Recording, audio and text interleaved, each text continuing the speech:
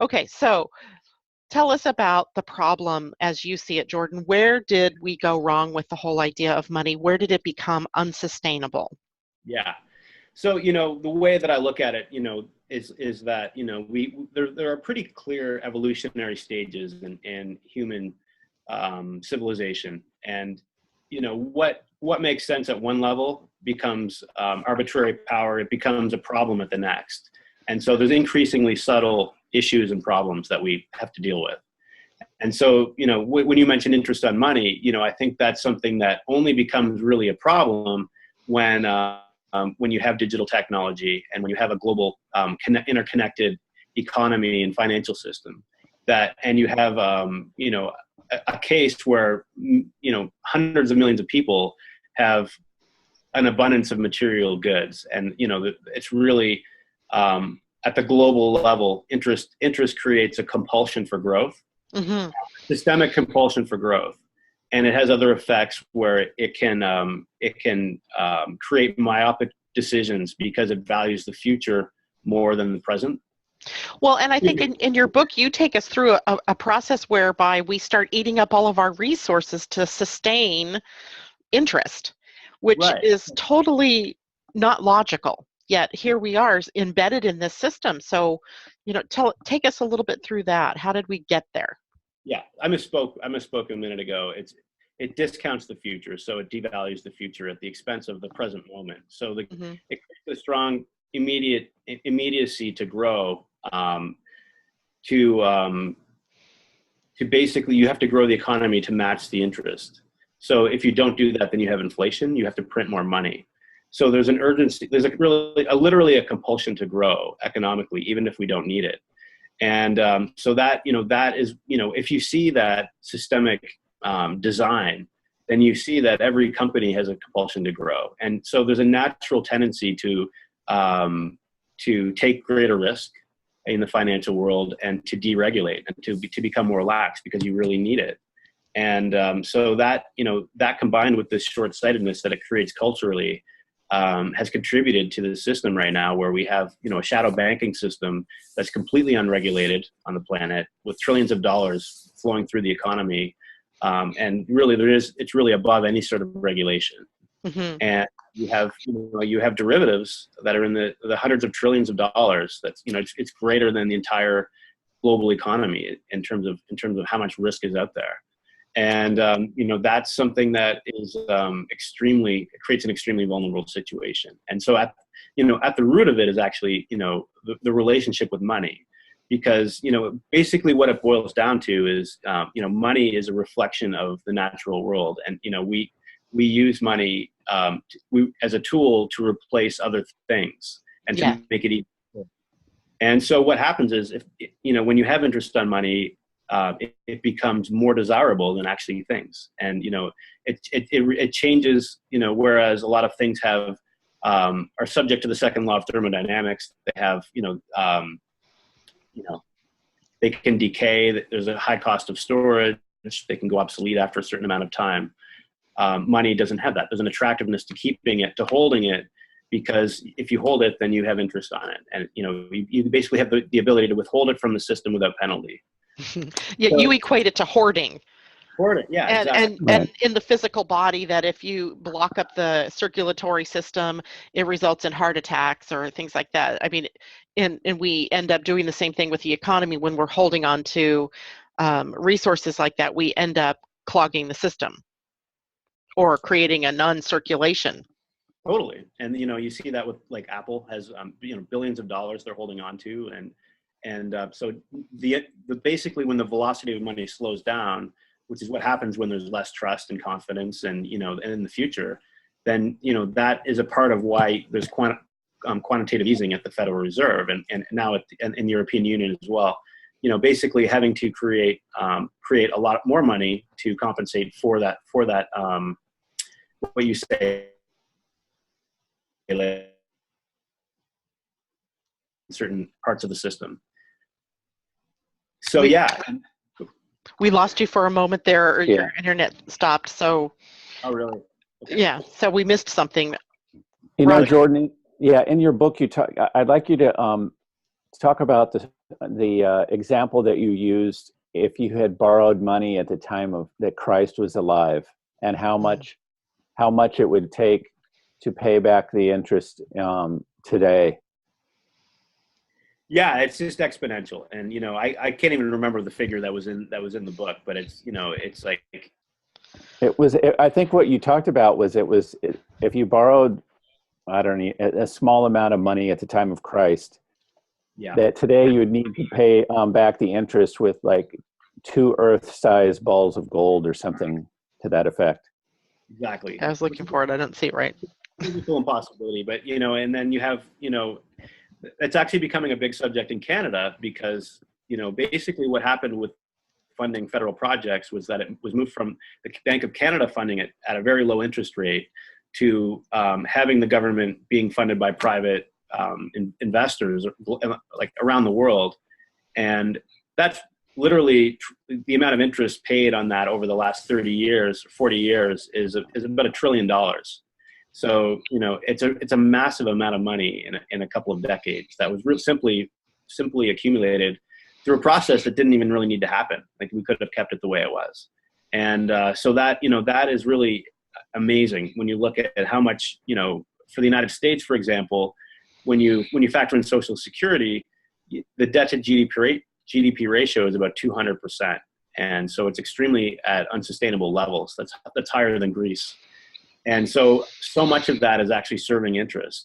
And, the Federal Reserve policy right now has been to keep interest as low as possible. And a part of that is to make it easy to repay the debt at the governmental level.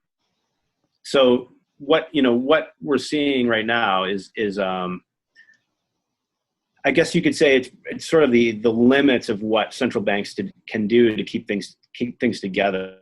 But as the economy starts to increase and come back to some degree of normalcy, there's a risk of overheating and then leading to inflation. So the Federal Reserve right now is talking about raising interest rates again, which would be I think probably catastrophic for the system. I don't think it can withstand an interest rate hike. How much are they talking about raising it? Like even 25 basis points, like a quarter percent. It's not high, but it's there's. But it would have a bad effect. Yeah, it would, and especially with some of the other, like basically everywhere else in the world, there's a race to the bottom, lowering, basically trying to devalue their currencies to increase economic activity. In Europe, China, Japan, everywhere in the world, really, it's going in the other direction. So all of this sounds like we are on some sort of hamster wheel going round and round, yeah. Right? That everything that we seem to be doing in the system as it currently stands is creating a new set of problems or taking us backwards instead of forwards and that kind of thing. What is the bottom line problem as you see it that we're dealing with that we haven't been willing to change, that needs to be changed? So if you look at it from,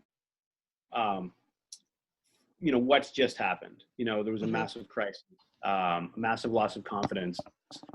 And so we've seen trillions of dollars being pumped into the system. A lot of it is just debt for future generations, just to keep things together. And there's a real value in that and holding things together until the new solutions and the readiness to really bring in the new is there. So what I guess I would say is that when all the money is being printed with quantitative easing, which is happening now in Europe, happening with the Federal Reserve, they've basically been doing it for a decade. Quantitative easing is essentially a compensation for the inability to have a negative interest rate.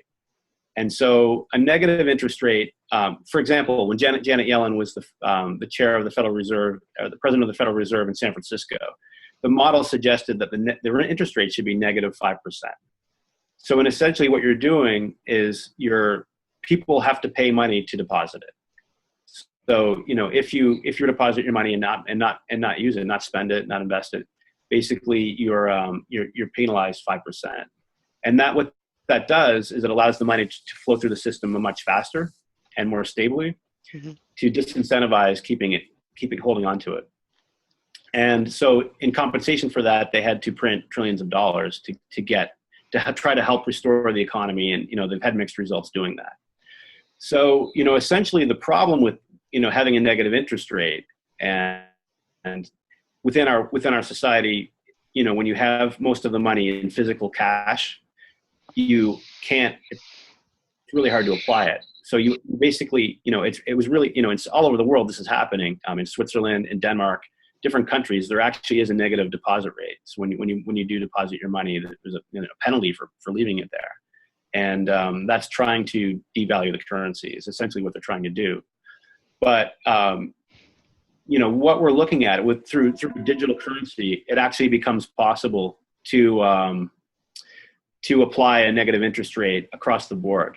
So if there is a crisis, what will happen is you're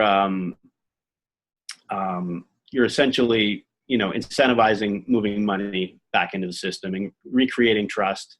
And you're not potentially inflating the currency massively the way you would through printing money. So there's really no successful example of any country in the world in human history putting as much money as they have into the system like they have in the United States and come out of it on the other side successfully. So a negative interest rate doesn't sound attractive to people, obviously, being penalized for putting their money, Apple, their billions of dollars, if they actually had to pay to have that deposited, that's not attractive to them and their shareholders. But what it does from a systemic level, which is actually more important for everybody, we need a resilient economy. That's a tool that's actually possible to do. So that requires digitizing the currency. And, that's effectively what I wrote about in the book, which is called demurrage. And I call it a circulation charge. But it's essentially, the idea is that, everything is subject to the second law of thermodynamics. And, economic theory doesn't really account for the second law. And, having a demurrage. Can I stop you there? What is the second law? Yeah. So the second law is essentially that, there's entropy within the system and all things are subject to entropy and decay and decline. So, you have to inject, to keep things going, you have to inject more energy than what they're consuming. And so there's really, that's how I look at it. And, when it comes to the economy, you were talking about newspapers, having a limited amount of, there's high entropy on newspapers and that they become more obsolete within a couple of days, or, there's different levels throughout the economy and how much it costs to store, to keep good. And in other cases, they simply go bad very quickly. But, that's not really applied to money. Within money, you have inflation, and inflation is essentially an unconscious entropic process. But, interest on money is generally always higher than inflation. And so there's always a net benefit for holding on to your money with interest. But when you have a demurrage fee, what it does is that it incentivizes it incentivizes lowering the interest rate towards zero. And that's essentially what, I think is an extremely healthy process to do when you have, this compulsion for growth in a global economy that really can't sustain the status quo. We really need to become much more productively efficient with our consumption and production. So you had, in your book, you talked about demurrage and you gave the example of what happened in the town in Austria during the Depression. And how does that equate? Because the idea with that, as I understood it, was to keep money in circulation constantly, right? And not and penalize people for not keeping their money in circulation. How does that differ from what you're talking about with what the Fed did with negative interest rate? What's good question? So what the Fed, that's what the Fed couldn't do. The Fed didn't do negative interest rates. They wanted to, in the sense that that's what the Fed model, their model suggested they should do, and as the optimal policy. But something called the effective lower bound problem in economic theory is the inability to go below zero interest rates. So they can go to zero, and they did, and they've been at zero for quite some time now. And basically, they've beyond zero, anything that is in their policy that's beyond zero has been printing money and, really supporting the economy through asset purchases and so on. So it's not like It's not like they were at negative 5%. So that, there really is very little difference in terms of demurrage and a negative 5% interest rate if you can apply it across the board. Okay. You know what I mean? Mm-hmm. But so that, they're effectively the same thing. The way that they differ, in my mind at least, is that, demurrage is really integrating a cost into money for, there's a systemic cost for money and keeping the entire monetary system operating in a healthy way and maintaining order in that system and trust in that system. So all those costs are offloaded to government, and the government assume, and in the Federal Reserve, they assume those costs. And so it's sort of they're separated, and so we're not conscious of the amount of what it takes to maintain a healthy monetary system. Demurrage, in a sense, would be integrating that within a monetary system. And it's so in the book, and what I'm trying to show is that there's actually, the fact that we're unconscious of this process shows that we're really thinking about money more from an egocentric point of view in the way that we hold money, as opposed to a systemic point of view and the impact of the whole of our actions on it. And the more that we are able to really understand how this process, it's really about integrating the denial of death into our culture, and to really integrate an acceptance of entropy and the fact that there's really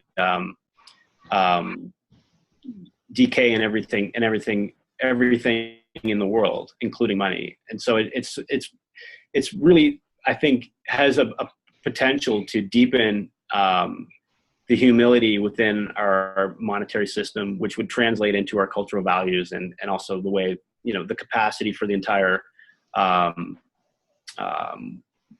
whether it's the Western world or at a global level, the way that we relate to each other. And so there's more humility and there's more resilience is how it basically translates. And so, this is like something that there was a case study in Austria, in the town of Vorgl in Austria. And, basically all of the economists of the day, the leading economists of the day, like John Maynard Keynes, Irving Fisher, they endorsed the idea. And Irving Fisher, he thought that demurrage could get the United States out of the Great Depression in a matter of weeks. Mm-hmm. So it's a very powerful tool for reestablishing trust, and even not only reestablishing trust, but creating a new level of trust that we've never had before. And so, can I stop you right there for a second? So that was back in the early 30s, correct, during the Depression. So why didn't we go with those ideas? So I think there's really two reasons. First of all, it was applied locally as a stamp script. So it's basically a piece of paper that you would apply a stamp every month. And so it's like it's like this game of hot potatoes that you don't want to be stuck with the currency at the end of the month. Otherwise, you have to pay a fee to have it stamped and basically reauthorized back into circulation. And so, people move money through the month, and then it basically is only applicable locally. It's very difficult to do, and practically in the 1930s with paper currency. Like, it was basically a small town where it was successfully implemented. Mm-hmm. And so there's really more than two reasons. But the second reason, it was shut down by Hitler. The Nazis came into Austria and it was shut down immediately. And then, obviously you have, it's a paradigm shift in how you think about money. And, it has significant impact on how, on various interests within the monetary system and the financial system. And obviously with Canada is a relatively small country, and lenders have made over $1 trillion in loans to Canada in a few decades. So when you apply that globally, there's a lot of money being made on interest on money. So it goes back to greed, as opposed to instead of doing what's right for the system, it's based on greed. What's right for a few. Yeah. And you can even say what was right 70 years ago isn't right today. I think that it's just become increasingly arbitrary. And, I think that today that's certainly how it looks. And, the idea that a select few are able to print to create money out of nothing, and to have access to own the Federal Reserve or have access to the Federal Reserve. I think to millennials and to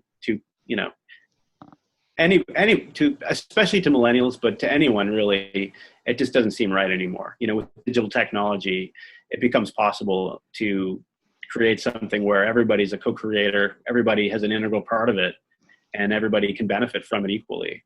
Mm-hmm. And that's we're really just seeing a system that's archaic in 21st century terms, and it's certainly one of the slowest to change because of the vested interests and because of the obviously the strong obviously wanting to be very responsible and to not just jump into anything with this. We have to make sure we get it right. Yeah, and now going back to the experiment that occurred in Austria and Wurgel, it was a massive success because they employed the concept of flow, right? They had to spend the money or the stamp script, I think is what it was called, by what was it, a Wednesday or something, or they had to pay a penalty. So it was really about them using the money and keeping that idea of circulation. Correct. Where we don't do that. If you look at that, there wasn't in that process, there isn't a sense of lack. Right. Yeah, and, they're basically exactly. There's no lack anymore. It allowed them to do new public projects that weren't even feasible previously. And things were getting repaid early, loans were getting repaid early, taxes were getting paid early. Mm-hmm. It just really incentivizes a healthier allocation of where money goes. And it also decentralizes the flow of money as well. So it's not concentrating in one or two locations. It's actually moving throughout the community. It basically brought the town from 40% unemployment to full employment in a few weeks. And I think that's it can't be I don't think you can understate how powerful that is. There's really nothing else in the world that can do that. And when you look in Europe, when you have extremely disillusioned youth and high unemployment rates, 50% or higher, in Spain and Greece and in the Middle East, it's a powerful tool. And I think that America extreme consideration. In the last 15 years, I haven't seen anything close to it in terms of how powerful it could be. Yeah, I mean, I was in Spain 2 years ago, and I was talking to some people that I was staying with, and we were talking about that. Like, what was it? 50% of people under 25 with a college education are unemployed, and wow. And my response to that was, how great is that? Because what that does is what it's doing is those people aren't just going to sit around doing nothing. Right. They're going to eventually decide, what, this isn't working anymore. We have to create something new and different. And that's really exciting, I think. Definitely. And there's risk there too. I think the Great Depression showed that, with the rise of Hitler, the rise of extreme frustration and anger. This is like money is really, and the economy is so important for sublimating the death instinct and, psychological frustration that can be extremely destructive. And you're right. I think you're absolutely right. I think kids these days, millennials, there's just such a strong desire to disrupt the financial world and make it work something like the internet, something that's free and easy to use. And, everybody benefits. It's kind of under the hood, you don't even see it anymore. And something that works for everybody. And so that's exciting, Something that works for everybody equally. Yeah, exactly. Mm-hmm. It's not just for a few people. It's something that we feel like we're building together and building solutions together for this.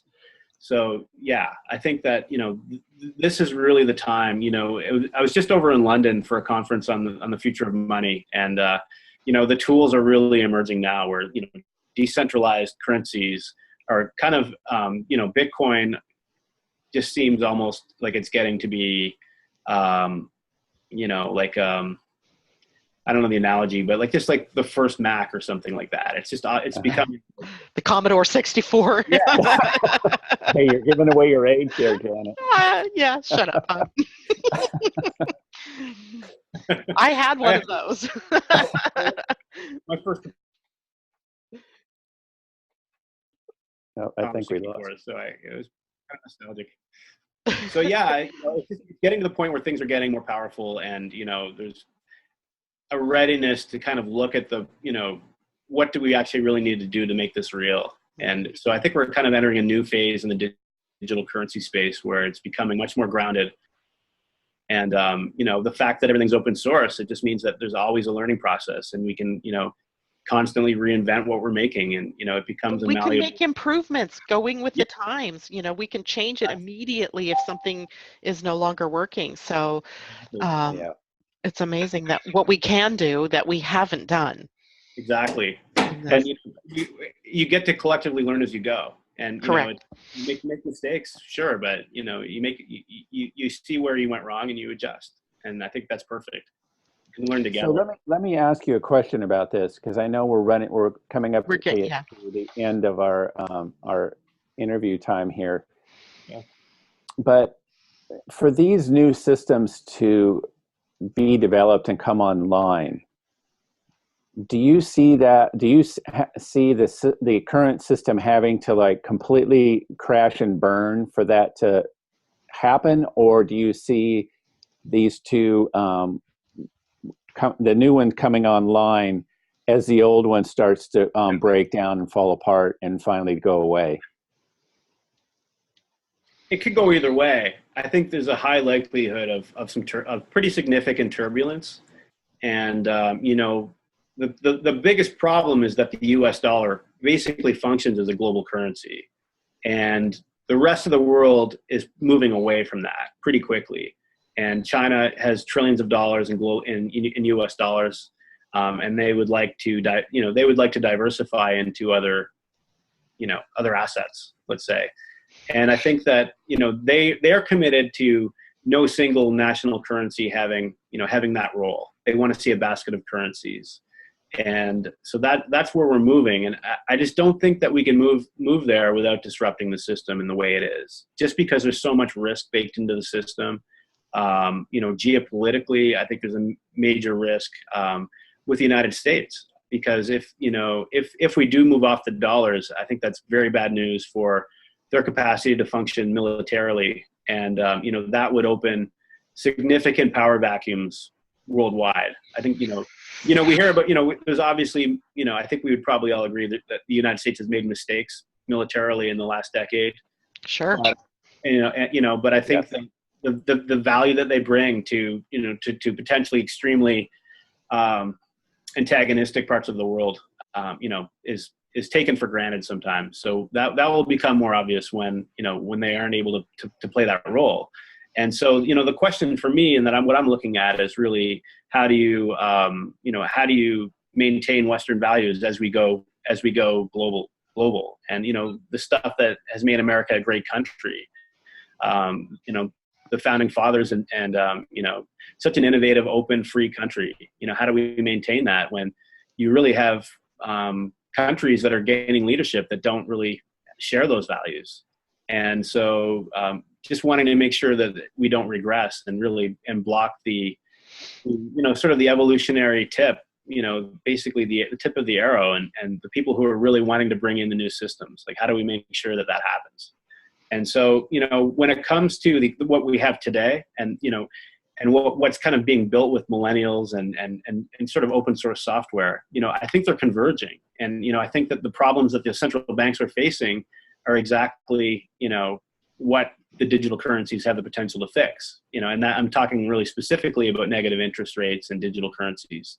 And so, like, basically the policy and the toolkit that Janet Yellen needs is really being made available by these new systems. So I do think there's potential for convergence on this, but I do I'm sure it will take a decade or two to really start to go from here to there. So it's a fascinating time to be thinking about money, and obviously it's something that, money has been something we've taken for granted in the way it works. And, I think it's an exciting opportunity for your audience, to really, really begin thinking about it and to be excited about it, because they're going to have a part of it. And, it's something that I think is going to enable everybody to understand how it works and really take a share in ownership of creating the new system. That's awesome. That's going to have to be the final word, I think, for this particular section. So the next time we meet, we're going to talk about what some of the solutions that you see might be and how we can work towards that. And then, of course, you have an upcoming book that we want to talk about as well. So we'll get together with you at another date and bring up that information. Any closing words you want to leave us with as far as for right now where we are? No, that's great. I think in the meantime, if it's possible to get questions, that'd be amazing. And great. It's I think it's over the next few months we're going to see a lot of changes. So it's just the perfect time to be talking about it. Absolutely. Excellent. Thank you so much, Jordan. Thank you, Roger. Thanks, and Jordan. I look forward to our next visit. Thanks, guys.